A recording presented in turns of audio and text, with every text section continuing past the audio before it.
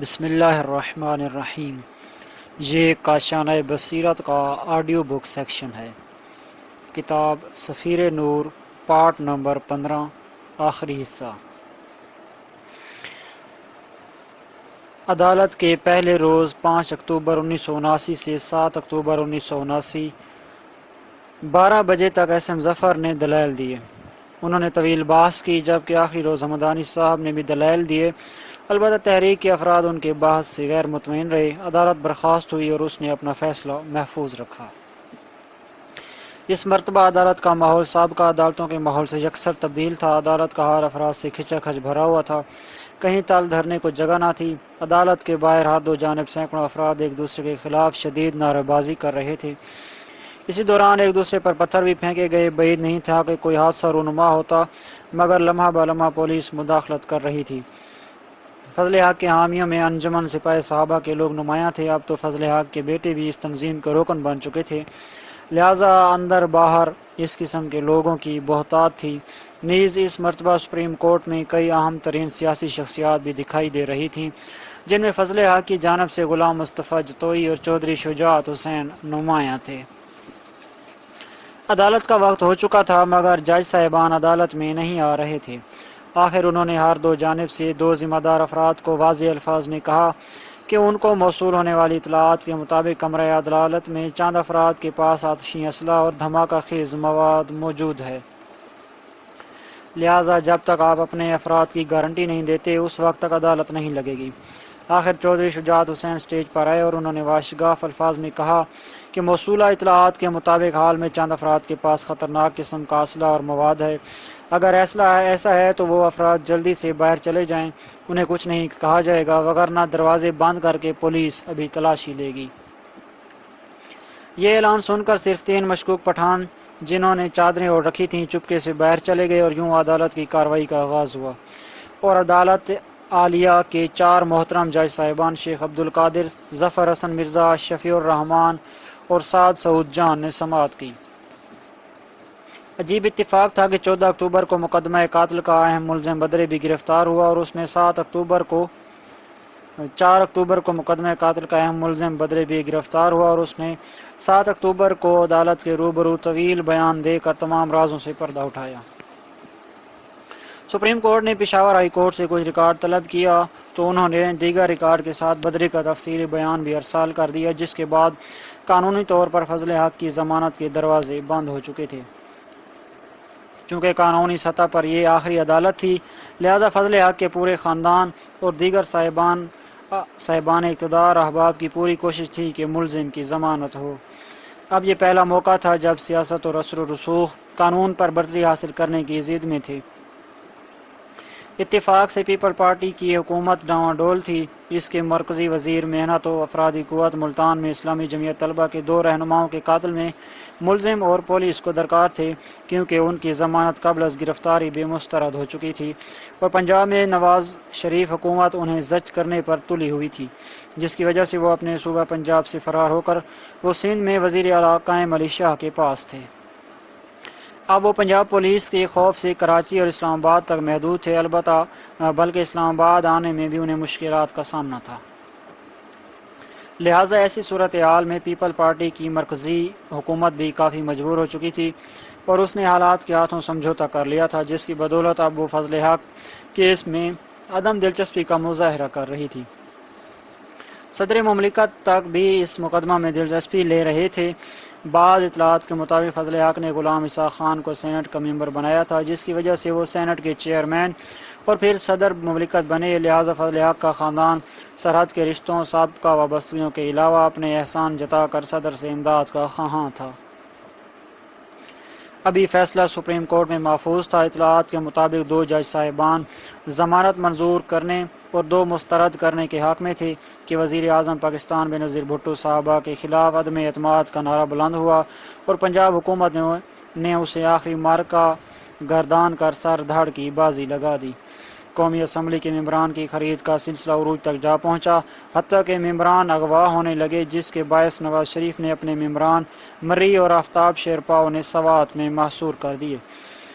یہ وہ لمحات تھے جب ایک ایک ممبر قومی اسمبلی کی ہر دو جانب اشد ضرورت تھی، لہٰذا ایسے میں نواز شریف کی نظر فضل حق پر مرکوز تھی جو تاحال پابند سلاسل تھا۔ ان حالات میں فضل حق کے بیٹے ڈاکٹر ارشد نے بھی عدالت اور صدر مملکت تک سفارش کی کہ اس کے والد کو حکومت کے خلاف عدم اعتماد کا ووٹ ڈالنے کی اجازت دی جائے اور پیرول پر ایک دن کے لیے رہا کیا جائے۔ اس ضمن میں انہوں نے غلام مصطفیٰ خار کی پیرول پر رہائی کا بھی حوالہ دیا جب انہیں ضیاء دور میں ان کی والدہ کی وفات پر ایک دن کے لیے رہا کیا گیا تھا۔ فضل حق خاندان کی التجائیں عروج پر تھیں اور عدم اعتماد کی تاریخ کے دن بھی قریب آ رہے تھے کہ ایسے میں کسی خفیہ ہاتھ نے انہیں یہ نویس سنائی کہ فضل حق کی ضمانت منظور ہو چکی ہے جس کا صرف اعلان باقی ہے، جو غالباً عدم اعتماد کے روز ہی رہا کر دیا جائے۔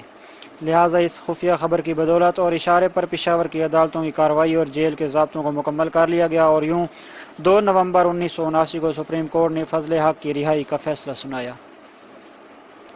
نواز شریف کا خصوصی طیارہ پشاور پہنچا، اسی روز فضل حق جیل سے باہر آ گیا۔ حالانکہ قانون کے مطابق عدالت کے فیصلے سے جیل کی رہائی تک تمام مراحل جس تیزی سے مکمل کیے گئے، اس سے اندازہ ہوتا تھا کہ تمام کارروائیاں پہلے سے مکمل تھیں۔ نواز شریف اپنے دوست کو رہا کروا کے اس کے گھر پہنچ کر مبارکباد دی اور اسے بے نظیر کے خلاف عدم اعتماد کا ووٹ ڈالنے کی خاطر اسلام آباد لے آیا، مگر عدم اعتماد کی تحریک میں ووٹ نہ ڈالے گئے، شاید کوئی باہم سمجھوتا ہو گیا ہو۔ بلا شبہ فضل حق کی ضمانت اور عدالت عالیہ کا فیصلہ عارف حسین الحسینی کے عقیدت مندوں پر گراں گزرا، مگر قائدین تحریک نفاذ فقہ جعفریہ پاکستان نے قانون کا احترام کرتے ہوئے اپنا احتجاج جاری رکھا اور فضل حق کی رہائی دلوانے والے عناصر کی تہہ تک پہنچنے کی کوشش تیز کر دی۔ اسی دوران ایک اہم ادارہ کی شخصیت نے چمکتے ہوئے صدارتی محل کی طرف اشارہ کرتے ہوئے کہا، یہ سب اسی کا کمال ہے۔ مقتول کے ورثاء کی حتی الامکان کوشش تھی کہ حکمران مزید اس مقدمہ پر اثر انداز نہ ہوں، اس لیے ان کے احتجاج میں شدت پیدا ہوتی چلی گئی، جبکہ دوسری جانب رہائی کے بعد فضل حق اور اس کے احباب کی یہ کوشش تھی کہ وہ اپنے اثر و رسوخ کو جائز و ناجائز ذرائع سے استعمال کریں اور وعدہ معاف گواہ سراج تک رسائی حاصل کر کے اسے سلطانی گواہی سے منحرف کریں۔ علاوہ ازیں فضل حق اور اس کے حامی حکمرانوں نے یہاں تک منصوبہ بندی کی کہ وہ شیعہ قوم کے افراد خرید کر اپنی بے گناہی کی راہ ہموار کریں۔ چنانچہ ان زاویوں پر انتہائی تیزی سے کام ہوا۔ جیل میں سراج کو کئی بار فضل حق کا پیغام ملا، بے پناہ لالچ دیا گیا، مگر بات نہ بن سکی۔ فضل حق نے اپنی بے گناہی ثابت کرنے کے لیے مدینہ و کربلا جا کر قسم اٹھانے کا بھی اظہار کیا، مگر اب اس کی کون سنتا تھا۔ البتہ پنجاب حکومت نے چند روایتی بکاؤ قسم کے شیعہ تلاش کر کے ان کی گود میں لاکھوں روپے ASI اور نائب تحصیلدار جیسی نوکریاں ڈال کر فضل حق کی حمایت میں اخباری بیان جاری کروائے۔ مفادات کے حصول اور ہوس کے ہاتھوں مجبور افراد میں سید باوا نفیس الحسن آف قصور سر فہرست تھا اور اس نے متعدد بار اخبارات میں فضل حق کی بے گناہی کی تصدیق کی اور اپنا تعارف تحریک نفاذ فقہ جعفریہ پاکستان کی سپریم کونسل کے رکن کی حیثیت سے کرایا اور شیزان ہوٹل لاہور میں پریس کانفرنس کرنے پر اتر آیا۔ تحریک نفاذ فقہ جعفریہ اور ISO کے کارکنان کو نفیس الحسن کی اس کارروائی کا علم ہوا تو انہوں نے پریس کانفرنس سے قبل وہاں بیٹھے ہوئے نام نہاد شیعہ رہنماؤں کو صحافیوں کی موجودگی میں پکڑا اور گھسیٹتے ہوئے لاہور کی اہم اور مصروف شاہراہ مال روڈ پر لے آئے، جہاں انہوں نے ان رہنماؤں کو زد و کوب کرنے کے علاوہ اریاں کر دیا۔ جب نذیر حسین شاہ کے کپڑے اتارے گئے تو اس کی جیب سے وزیر اعلیٰ پنجاب کے نام ایک درخواست برائے بھرتی ASI برآمد ہوئی جو اس کے بیٹے کی طرف سے تھی۔ اطلاع کے مطابق یہ طے پایا تھا کہ فضل حق کی حمایت میں پریس کانفرنس کرنے کے بعد وزیر اعلیٰ پنجاب اس درخواست پر حکم صادر کریں گے۔ اتفاق سے اس کارروائی کا سرغنہ نفیس الحسن جو تحریک کے کارکنان کے چہروں سے آشنا تھا، یہ منظر دیکھتے ہی پولیس کی نگرانی میں سرکاری گاڑی کے ذریعے فرار ہو گیا، جبکہ چند صوبائی افسران ہوٹل میں بیٹھے یہ تماشا دیکھتے رہے۔ آخر جب ہوٹل کے مینیجر سے پریس کانفرنس کے انتظامات کرانے والوں کے بارے میں استفسار کیا گیا تو معلوم ہوا کہ سب کچھ وزارت اطلاعات و نشریات پنجاب کے ایما پر ہو رہا تھا۔ فقیر گل کی گرفتاری اور اس کا بیان۔ شیخ سید عارف حسین الحسینی کے قتل کی سازش کا ایک اہم ترین ملزم اور سازش کو تکمیل تک پہنچانے والا ایک مہرہ فقیر گل سکنا ماجو کی پڑانگ ہے۔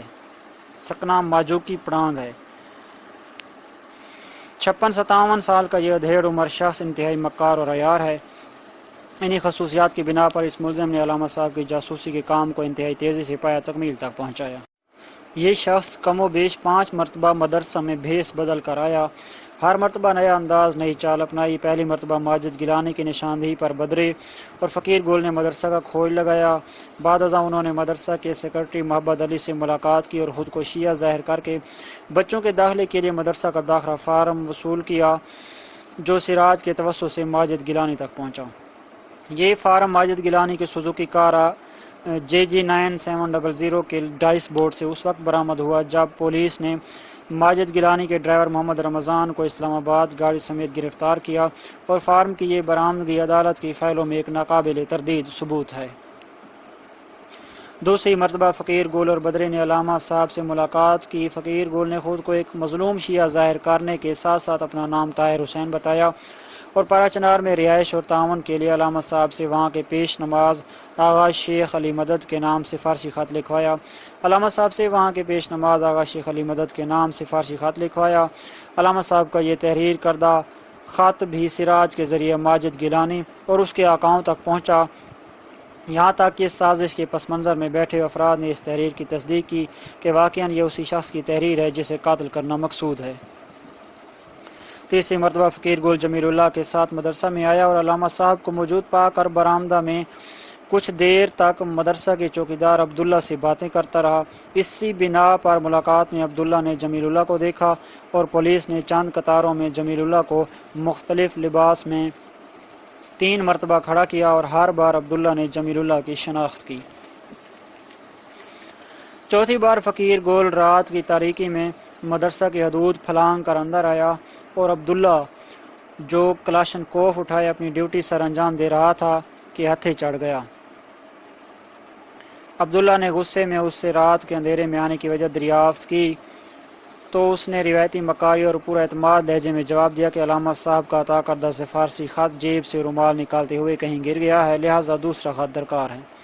عبداللہ نے اسے ڈانٹا بھی کہ یہ کوئی خط لینے کا وقت ہے۔ عبداللہ اس کا بازو پکڑ کر مدرسہ میں سوئے ہوئے پریس سیکرٹری کے پاس بھی لے گیا، جس سے اعتماد کے ساتھ فقیر گول نے علامہ صاحب کو پتہ کیا۔ جب انہوں نے بتایا کہ علامہ صاحب کراچی سے نہیں آئے تو اس مکار شخص نے لمبی آہ لی۔ اگرچہ ملازمین کو اس پر شک ہوا مگر اس بار بھی فقیر گول کی عیاری کام آئی اور یوں یہ شخص جلدی سے بچ نکلا۔ شب وقوع فقیر گول دیگر قاتلین کے ہمراہ 4 اگست 1988 کی شام کو مدرسہ میں آیا اور علامہ صاحب سے ملاقات کی۔ اسی روز ہی علامہ صاحب پارا چنار سے واپس لوٹے تھے اور آپ نے صبح لاہور میں منعقد ہونے والے ایک سیمینار میں شرکت کرنی تھی۔ 4 اگست کی نماز مغرب سے کچھ دیر قبل یہ شخص مدرسہ کے اندر آیا۔ علامہ صاحب نے اس شخص کو بار بار کیوں دیکھا، اپنے ہاتھ سے چائے پیش کی۔ جب یہ شخص رخصت ہونے لگا تو آپ نے اسے ایک بار بٹھایا، مدرسہ کے سیکرٹری محبت علی سے ایک گلاس شربت منگوایا اور اسے خود پیش کیا۔ یوں قاتل کو شربت اور دودھ پلانے والی سیرت ایک بار پھر زندہ ہو گئی۔ قاتل نے پیکر خلوص و محبت مجسمہ زہد و تقویٰ کے ہاتھوں سے شربت پیا اور رخصت ہو گیا۔ 5 اگست 1988 کی صبح سورج طلوع ہونے سے قبل ملت اسلامیہ پاکستان کے وقار کا آفتاب غروب ہو گیا۔ دیگر ملزمان کی طرح فقیر گول نے اپنی گرفتاری کے بعد شہید کے قتل کی سازش کا اپنے اقبالی بیان میں انکشاف کیا۔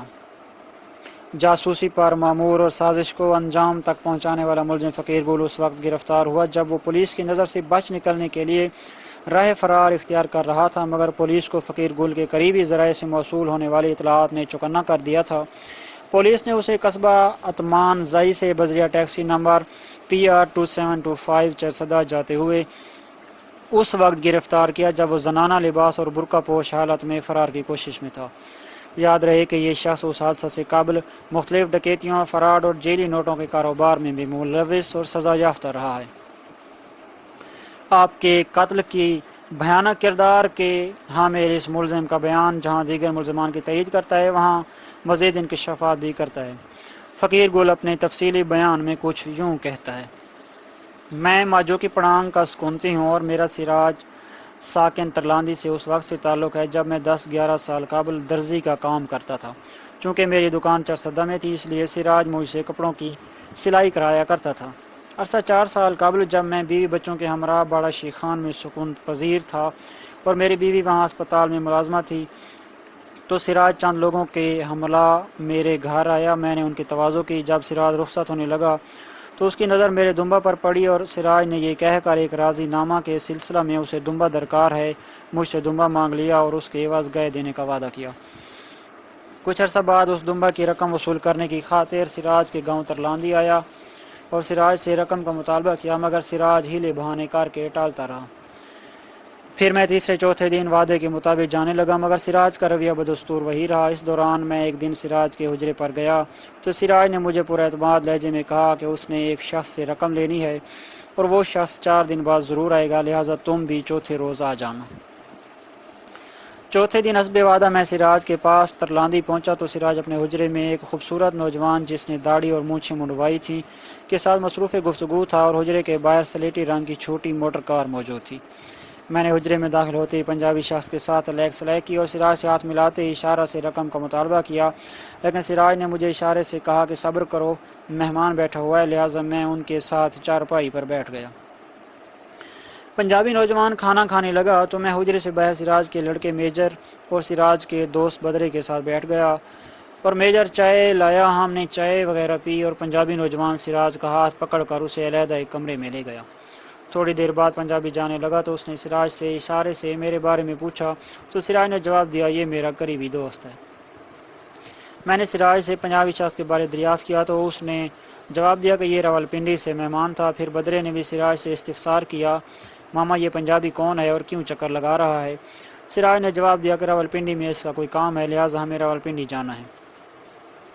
میں نے سراج سے پھر رقم کا مطالبہ کیا تو سراج نے مجھے تسلی دیتے ہوئے کہا کہ صبر کرو، راولپنڈی چلنا ہے اور میں وہاں سے رقم لے کر آپ کو دوں گا. سراج نے بات کو طول دیتے ہوئے مجھ سے پوچھا کہ تم نے راولپنڈی کی صدر مسجد دیکھی ہے؟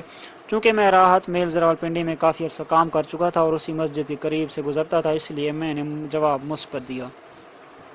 اس پر سراج نے مجھے راولپنڈی چلنے کو کہا. اگلے دن میں اور سراج راولپنڈی گئے اور صدر مسجد کے سامنے پہنچ گئے. گرمی بہت زیادہ تھی. ہم تھوڑی دیر کے لیے مسجد میں لیٹ گئے.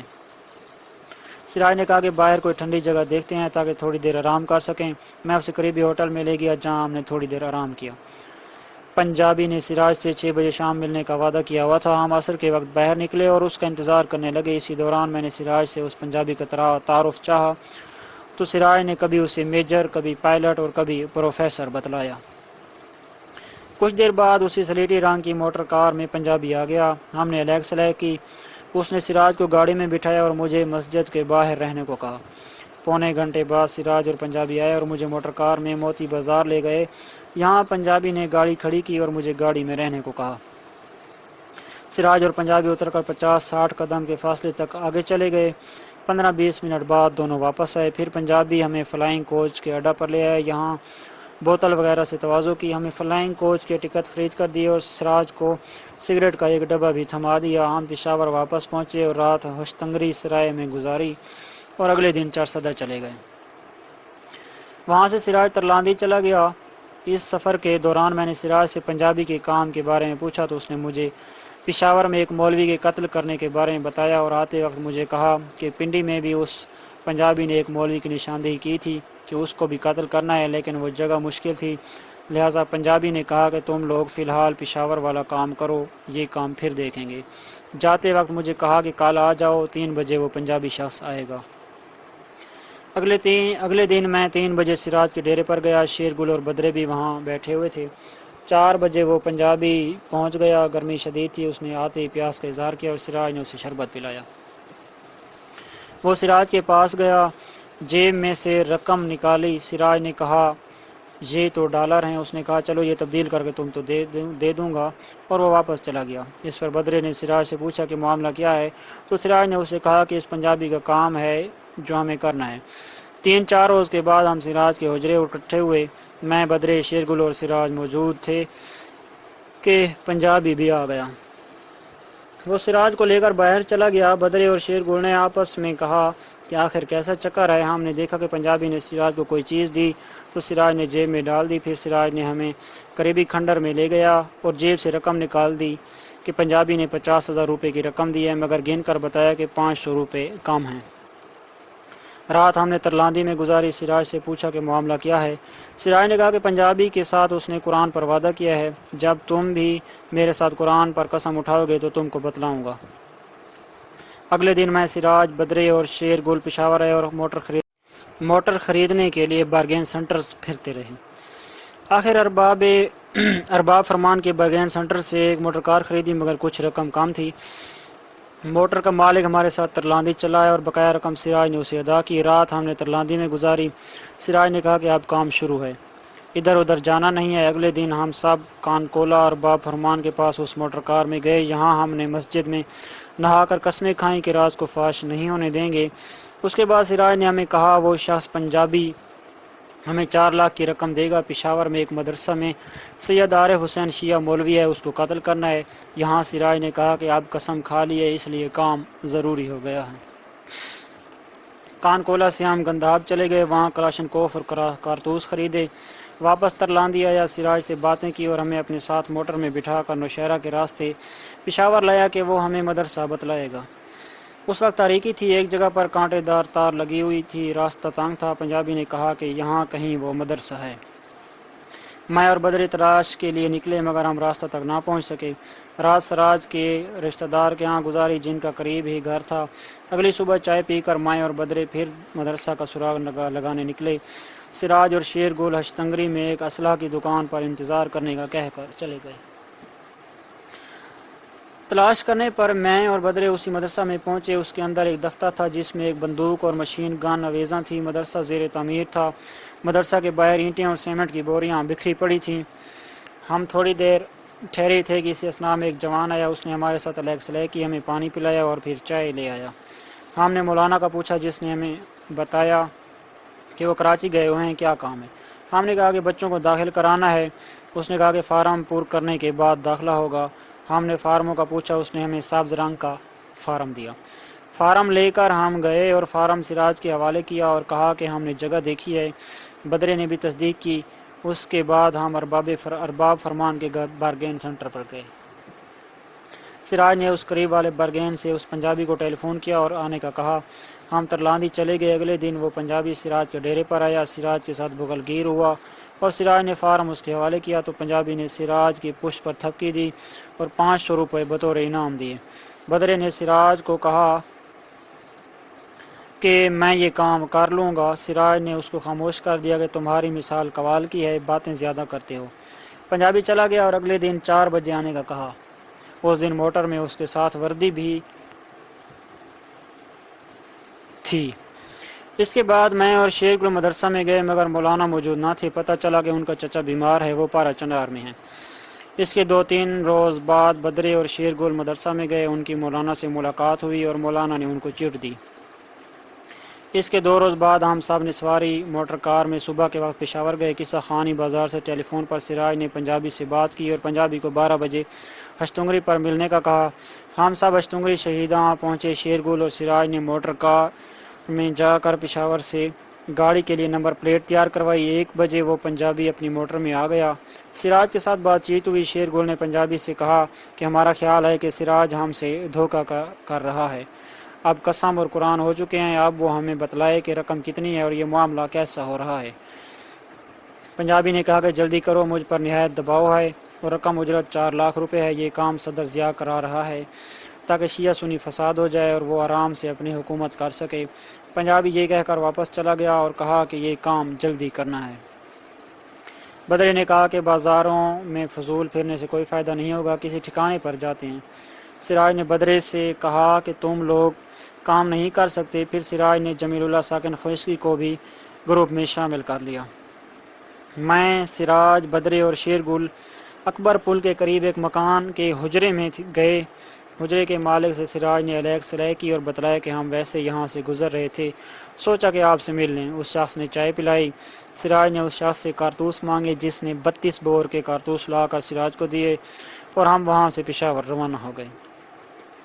پشاور پہنچے تو سراج کے دوست جو بچکی روڈ پر رہتے ہیں کے پاس چلے گئے۔ جمیل اللہ بھی ساتھ تھا۔ 1 رات اور 2 دن وہاں گزارے۔ اگلے دن پشاور آئے۔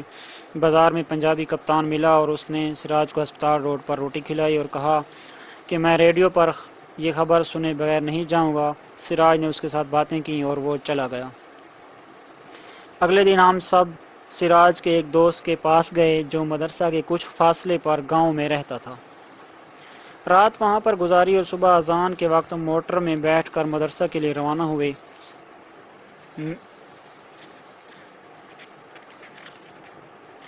میرے، سراج اور بدرے کے پاس 30 بور پستول تھے۔ مدرسہ کی نہر والی طرف پر جا کر ایک جگہ گاڑی کھڑی کی اور سراج نے شیر گل کو گاڑی کا رخ موڑنے کے لیے کہا۔ دروازے کھلے چھوڑ دیے۔ بدرے اور جمیل اللہ مدرسہ میں چلے گئے۔ چند منٹ کے بعد فائر ہوا۔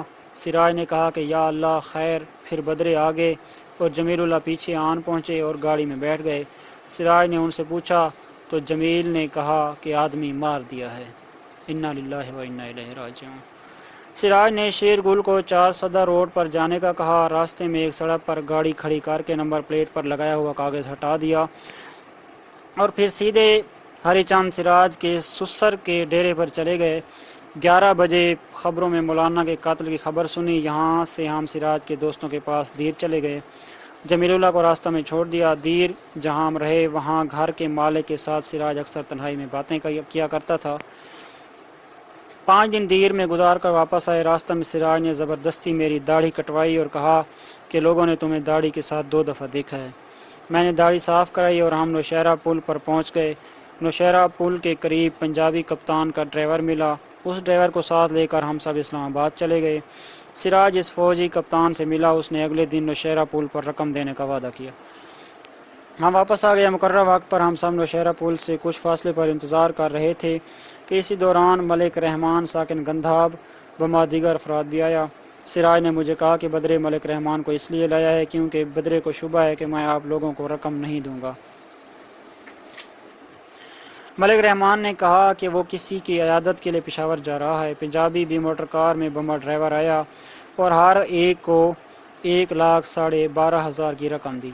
سراج ہم سے 7,500 جمیل اللہ کے حصے کی رقم لی اور ہم 4 روانہ ہو گئے۔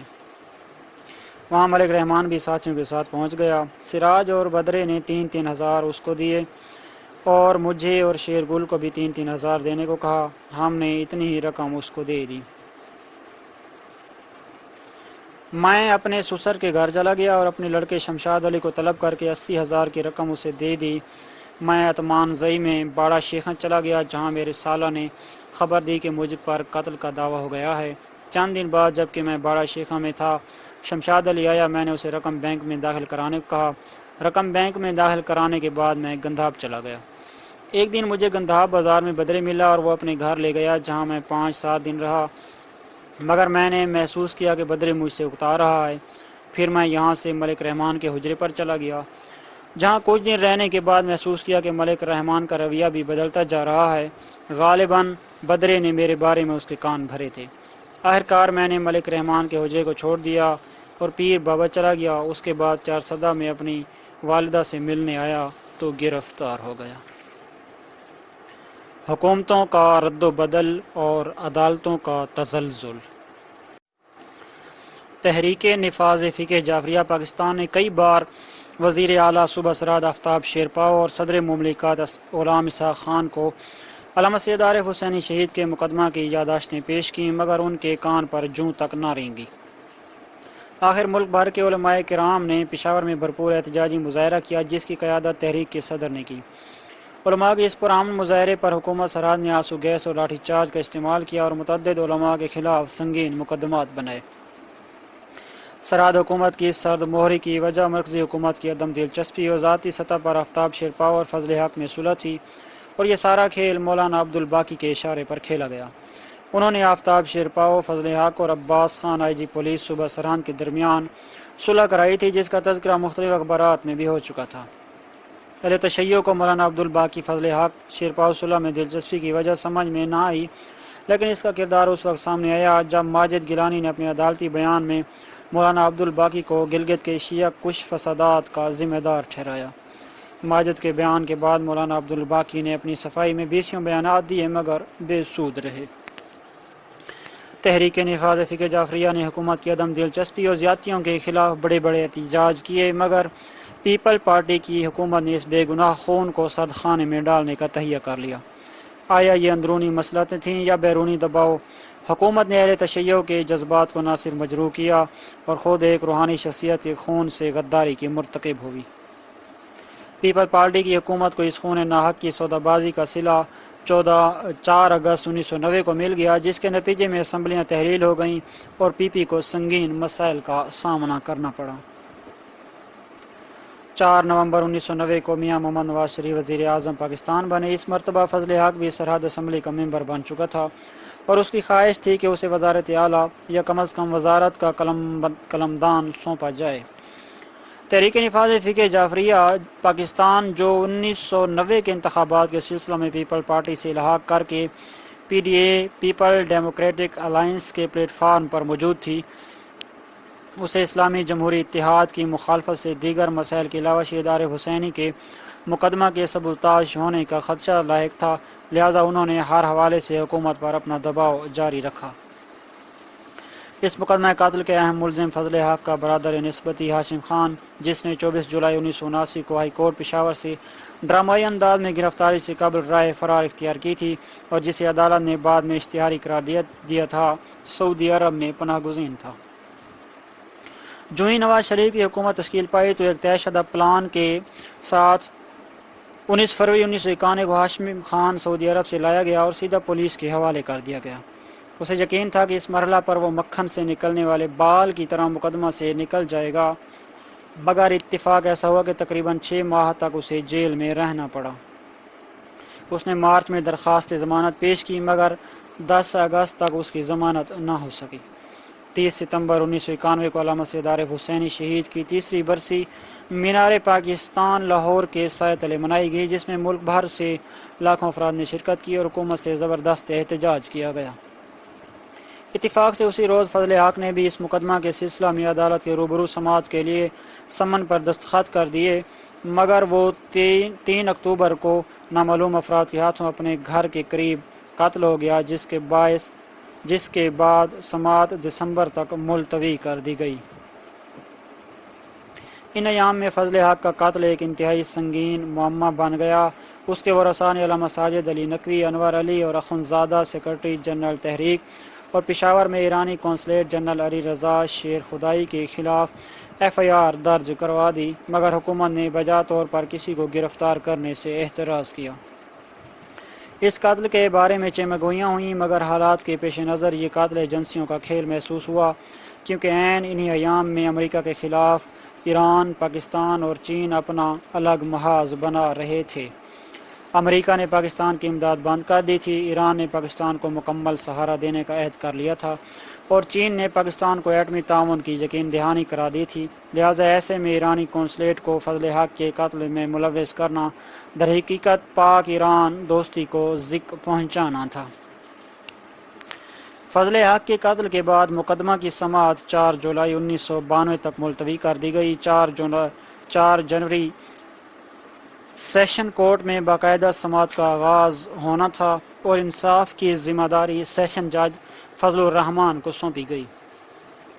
4 جنوری کو عدالت کے لیے خصوصی حفاظتی اقدامات کیے گئے اور عدالتی کارروائی کو حفاظتی اقدامات کے پیش نظر سینٹرل جیل پشاور کے اندر مکمل کرنے کا فیصلہ کیا گیا۔ 3 جنوری 1992 کو استغاثہ کے وکیل ملک کے ممتاز قانون دان ڈاکٹر خالد رانجھا پشاور پہنچے۔ اتفاق سے تحریک کے قائدین کا ایک وفد بین الاقوامی سیمینار میں شرکت کے لیے ایران گیا ہوا تھا۔ پہلی بار عدالتی کارروائی کا باقاعدہ آغاز ہونا تھا، جس میں وعدہ معاف گواہ نے جج کے روبرو اپنے بیان کو تسلیم کرنا تھا، جس کی روشنی میں مقدمہ نے اگلے مراحل طے کرنا تھے اور شہادتیں قلم بند ہونا تھیں۔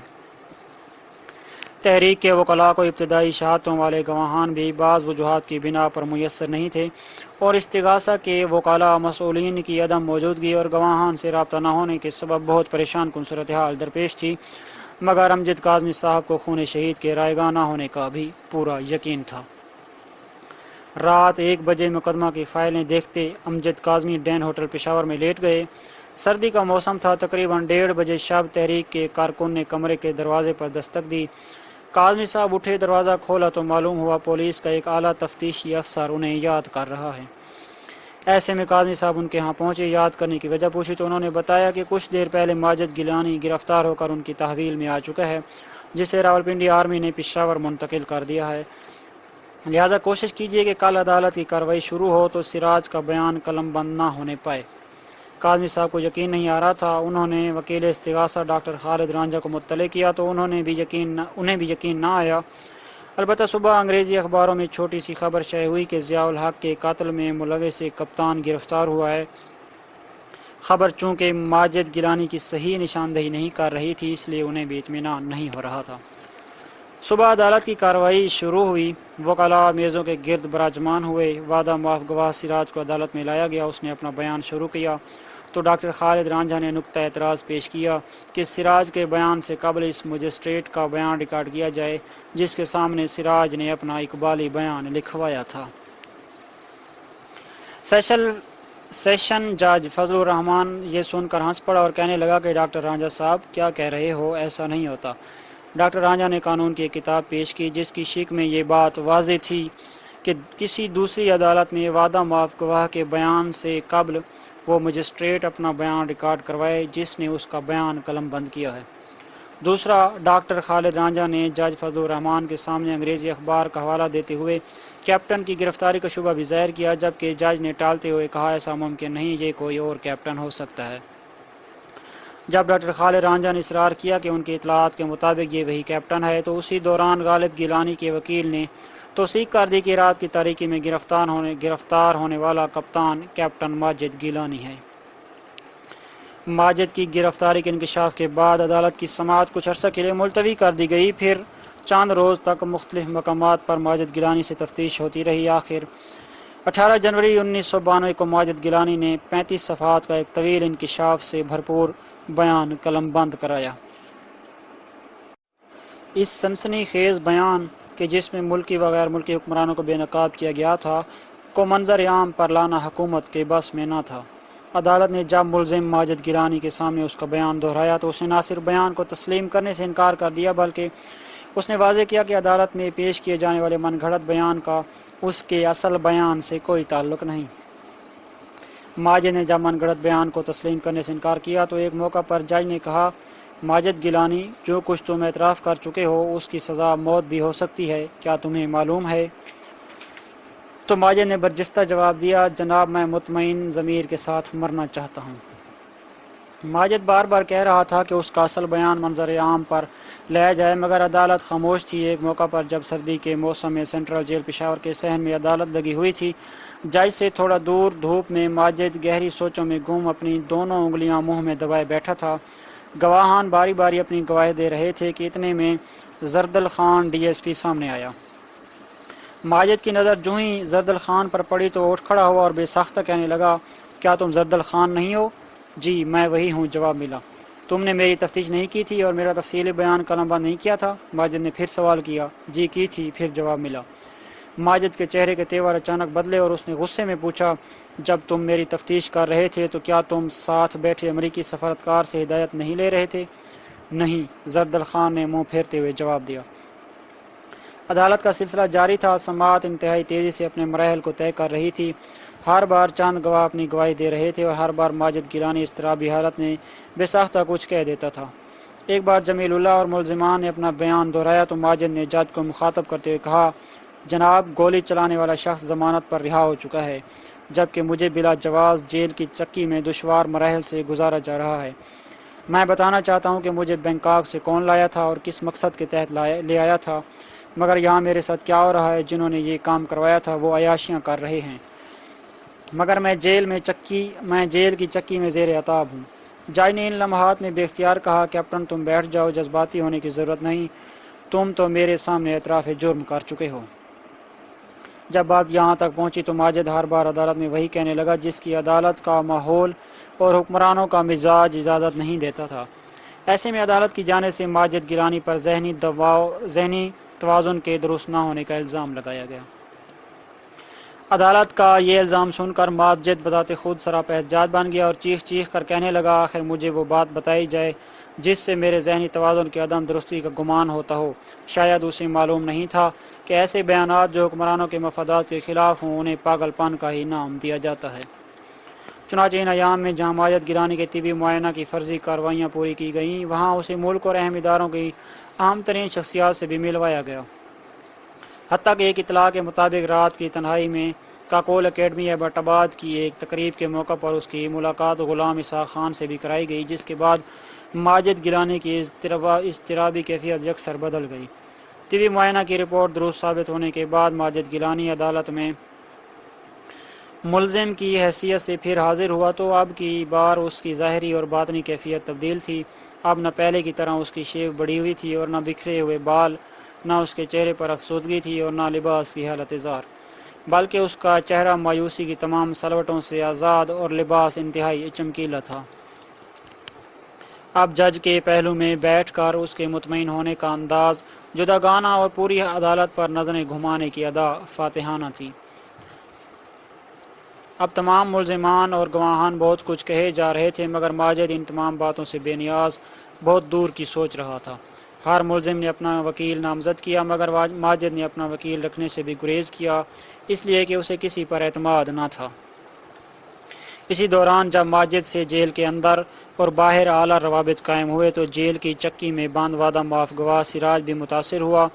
وہ جیل کے اندر بھی بااثر دائروں کے درمیان سمیٹا گیا، مگر اب وہ اس عدالت میں اپنے 4 جون 1990 کے سلطانی بیان کا ایک بار اعتراف کر چکا تھا، لہذا ایسے میں اسے ایک اور راستہ دکھایا گیا جس سے اس نے انتہائی چالاکی سے سر کیا۔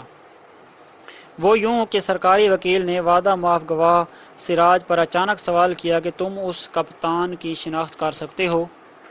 تو سراج نے ہاں میں جواب دیتے ہوئے ماجد کے بھائی غالب رضا گیلانی کی طرف اشارہ کیا کہ وہ بیٹھا ہے، حالانکہ ان دونوں بھائیوں کے خد و خال میں بڑا واضح فرق ہے۔ ماجد گیلانی کی عدم شناخت کے بعد عدالت پر سناٹا چھا گیا، کیونکہ 4 سالوں سے اقرار کرنے والا وعدہ معاف گواہ سراج عدالت میں آج کپتان کی شناخت نہیں کر سکا تھا۔ حقیقت اس کے برعکس تھی، یہ ایک طے شدہ سازش تھی جس کا ہر بار عدالت میں اظہار ہوتا رہا۔ اگلے روز سماعت شروع ہونے سے قبل سراج نے از خود اپنی غلطی کا اعتراف کیا اور کہا کہ چونکہ مجھے وہ چیز بتانے سے روکا گیا تھا اس لیے یہ غلطی ہوئی۔ ماجد گیلانی اب عدالت میں انتہائی مطمئن اور پراعتماد انداز میں آتا۔